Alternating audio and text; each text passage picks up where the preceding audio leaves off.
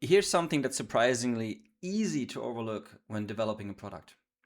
Your packaging can have a huge impact on your actual product cost. And I'm not only talking about what the box itself costs.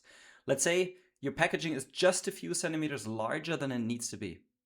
That could mean fewer units in a master carton, fewer units in a container, higher international freight cost, more warehouse space, and potentially even moving into a more expensive Amazon FBA, courier, or fulfillment size, the categories that the postal fees charge for. And suddenly, those few centimeters cost you money on every single unit you sell and ship. Last mile fulfillment can become insanely expensive if you're just moving one level up higher. So before mass production, and also for products that you're already selling, it's worth asking, can we make the packaging smaller, lighter, or more efficient while still protecting the product and presenting the brand properly?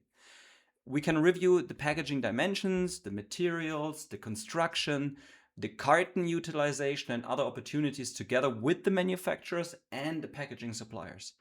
Sometimes the opportunity is reducing cost, sometimes it's preventing damage, and sometimes it's simply designing smarter packaging for the way the product is actually being transported and fulfilled. Remember, last mile fulfillment. This is especially interesting for best selling products because even a small saving per unit can become substantial over thousands of units shipped. Remember the postal fees. What if it's 50 cents cheaper in postal fees and you sell 20,000 units a year or many more? So don't only ask, does my packaging look good?